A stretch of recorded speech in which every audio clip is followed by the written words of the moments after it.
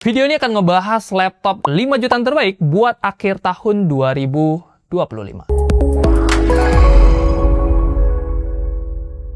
Yo guys, Ragadget bersama Rakisna di sini, dan kali ini kita akan memberikan rekomendasi laptop 5 jutaan terbaik buat edisi akhir tahun 2025.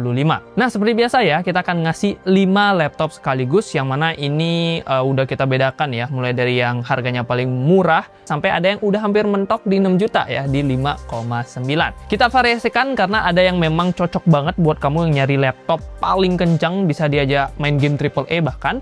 Ada juga yang penting laptopnya bisa dipakai kerja gitu, dari brand global. So, pastikan kalian simak aja videonya atau gunakan chapter yang sudah kita sesuaikan untuk bisa memilih laptop yang paling pas. Oke, langsung aja kita mulai dari laptop yang pertama.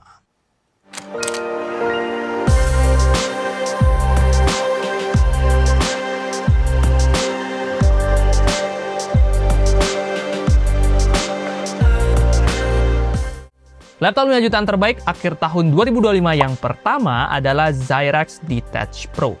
Ini adalah laptop 5 jutaan paling kenceng saat video ini kita dibuat, dan setidaknya dari hasil risetnya Ragadget. Nih, dari CPU-nya aja udah kelihatan jelas. Ryzen 5 6600H dengan Radeon 660M. Dibandingkan dengan CPU dari 5 laptop lainnya, skor Cinebench R23 dari si Ryzen 5 6600H ini unggul cukup telak di kisaran 10.200-an poin. Hal yang sama juga kejadian pada sektor grafisnya. Radeon 660M juga jadi pemenangnya ya, jika kita bandingkan dengan grafis dari kelima laptop lainnya. Spek pendukungnya juga nggak kalah oke, seperti RAM 16GB LPDDR5 6400 MHz dual channel, dan SSD 512GB M.2 NVMe Gen 4. Yes, ini laptop 5 jutaan tapi sudah pakai SSD Gen 4. Ini mah udah kebangetan banget ya, udah jos banget lah, kencang banget. Alhasil, Zyrax Detach Pro jadi pilihan yang paling ideal buat kamu yang butuh laptop 5 jutaan buat editing video Full HD, buat ngoding, ataupun mainin game AAA. Nih, main Valorant aja bisa dapetin 170-an FPS, Dota 2 di 80 FPS, dan Genshin Impact di 60 FPS. Beralih ke bagian layar, Zyrax Detach Pro membawa layar 14 inch IPS Full HD Plus dengan 60% sRGB. Tentu ini adalah layar yang udah oke buat kerja atau buat sehari-hari, tapi kalau buat editing profesional ya sayangnya belum cocok. Nah, kalau buat WFC, laptop ini tergolong lumayan friendly ya, berkat bobotnya yang cukup ringan di 1,38 kg dengan tebalnya di 1,85 cm. Baterai 60 Wh-nya sendiri bisa kita pakai kurang lebih hingga 8 jam pemakaian. Terakhir, portnya udah lengkap dengan Type-C dan HDMI, serta listnya ada di sini.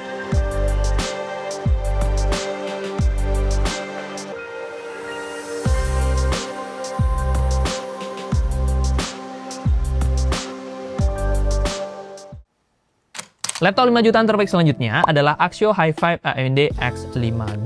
Ini dia laptop pesaing dari Zyrax Detach Pro yang juga sama-sama menarik buat kita lirik. Dengan harga segitu, kita udah bisa dapetin spek yang mumpuni banget. Contohnya kayak CPU AMD Ryzen 5 7430U dengan AMD Radeon Vega 7, RAM-nya 16GB DDR4 3200 MHz, dan SSD-nya 256GB M.2 NVMe Gen 3. Yang menarik, 2 slot RAM-nya ini masih bisa kita upgrade guys. Tapi kalau SSD-nya sih cuma ada 1 slot ya, jadi kita harus ganti kalau mau upgrade. Pas dipakai main game Genshin Impact di Full HD lowest, kita bisa dapetin 60 FPS secara stabil. Tomb Raider juga bisa di 32 FPS. Nah, pas kita coba pakai buat simulasi ngedit video Full HD di Premiere Pro, rasanya cukup lancar dengan kecepatan rendering yang juga lumayan. Nah, ngomongin soal layar, Axio Hi-Fi AMD X52 membawa layar 14 inch IPS Full HD dengan 63% sRGB. Layar yang udah oke buat kerja maupun buat hiburan. Baterainya juga oke aja di 45,6 Wh yang bisa tahan sekitar 6-8 jam pemakaian. Mau dibawa-bawa pun juga oke, berkat bobotnya yang cukup ringan di 1,41 kg dengan tebalnya di 1,94 cm. Untuk port lengkapnya seperti biasa bisa kalian cek di sini.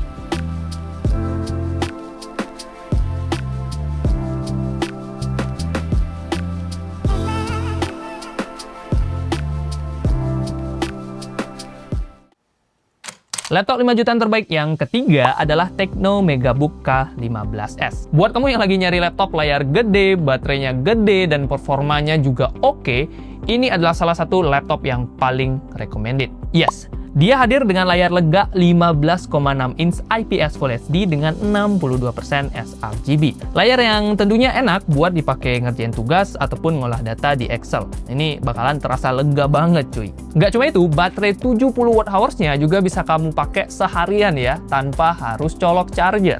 Kalau menurut klaim dari Tecno sih, baterainya bisa tahan hingga 15 jam. Cuman ya buat penggunaan intens harusnya bisa tahan di 9-10 jam aja. Itu pun tetap tergolong awet banget guys, untuk ukuran laptop 5 jutaan tentunya. Nah soal jeroan, MegaBook K15s dibekali AMD Ryzen 5 7430U dengan AMD Radeon Graphics. RAM-nya sendiri masih single channel 8GB DDR4 3200 MHz dengan SSD 512GB M.2 NVMe Gen 3. Kalau kerasa kurang, masih ada satu slot RAM ekstra buat upgrade RAM-nya menjadi dual channel. Nah, untuk storage-nya sendiri cuma ada satu slot SSD bawaan dan masih bisa kita ganti. Dengan kombinasi spek tersebut, main Valorant bisa dapetin 140-an FPS, Counter-Strike 2 bisa 47 FPS, dan Genshin di 29 FPS. Soal ergonomis, Infinix ini punya bobot yang agak berat ya, cuman ya cukup normal untuk kelas layar 15,6 inch. Kisarannya ada di 1,6 kg dengan tebal di 1,67 cm. Untuk portnya udah lengkap ya, ada Type-C, HDMI, dan juga micro SD card reader.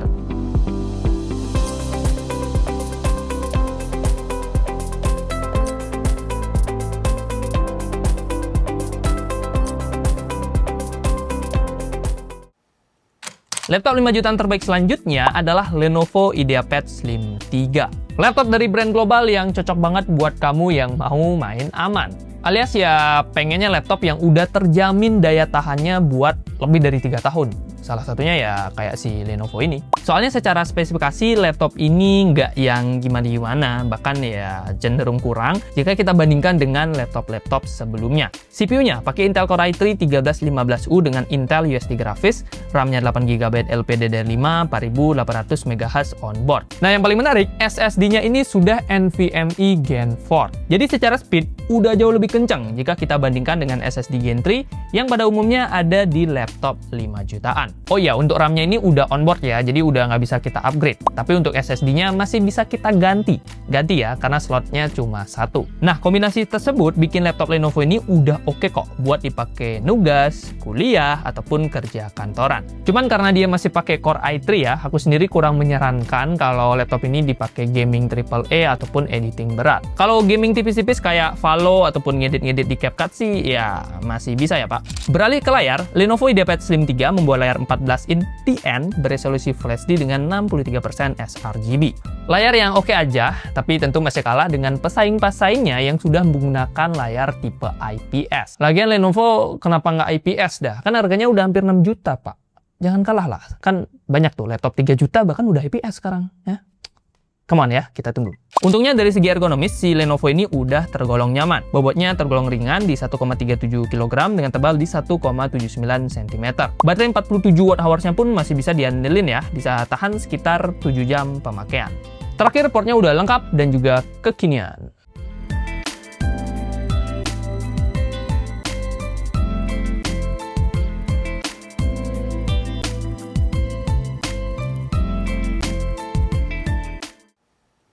Laptop 5 jutaan terbaik yang kelima adalah HP 14 EM03AU. Alternatif buat kamu yang lagi nyari laptop dari brand global. HP ini juga terkenal dengan daya tahannya guys, makanya dia juga sering banget muncul sebagai laptop kantor profesional ya. Kalau kalian kayak pekerja kantoran, pasti pernah aja melihat laptop kerja yang brandnya HP.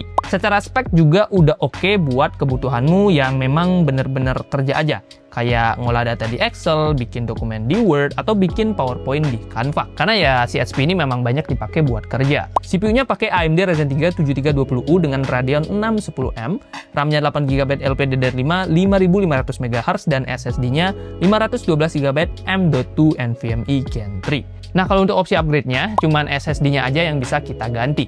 Karena RAM-nya ini udah onboard ya, alias udah nggak bisa kita upgrade. Kalau kamu pengen main game, sebenarnya juga masih bisa. Game Valorant bisa dapetin 99 FPS, dan CSGO bisa di 87 FPS.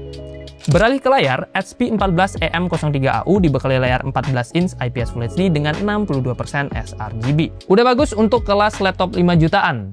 Ya, at least dia udah nggak pakai TN. Kayak Untuk urusan ergonomis, dia punya bobot 1,4 kg dengan tebalnya di 1,79 cm.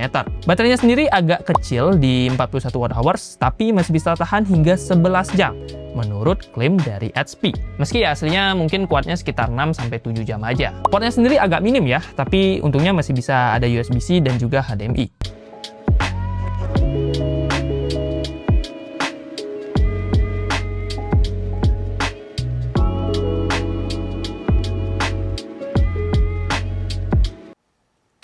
Laptop 5 jutaan yang terakhir adalah Infinix Xbook B15. Spesial di konten rekomendasi laptop 5 jutaan ini, kita ada honorable mention, yaitu si Infinix Xbook B15.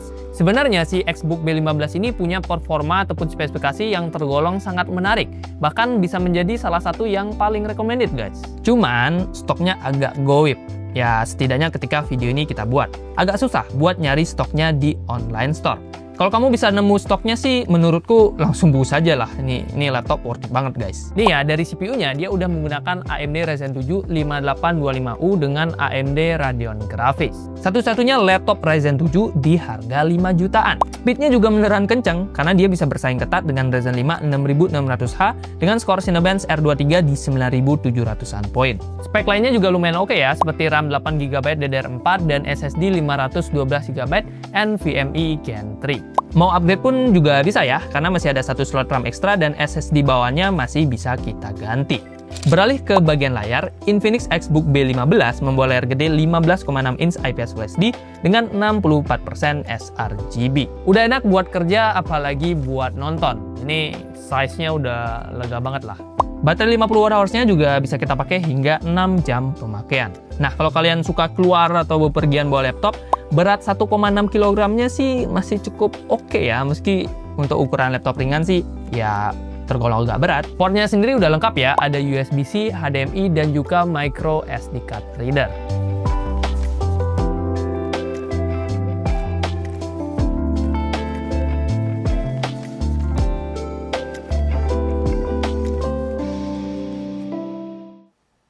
Yo guys, itu dia 5 laptop harga 5 jutaan yang bisa kita rekomendasikan buat akhir tahun 2025.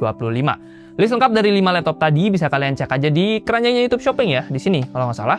Dan di sana juga udah ada harga terupdate plus promo kalau ada. Biasanya kayak menjelang 12.12 ini bakalan ada promo menarik eksklusif pembelian YouTube Shopping. So pastikan kalian coba klik aja, siapa tahu lagi ada promo dan temukan harga paling the best di Shopee-nya kalian. Nah, kalau masih ada masukan ataupun kalian masih bingung laptop 5 jutaan yang paling pas buat kalian itu apa, bisa drop juga di kolom komentar untuk pertanyaannya. Terima kasih buat yang sudah nonton, like kalau kalian suka, dislike kalau nggak suka, dan kita ketemu di video selanjutnya.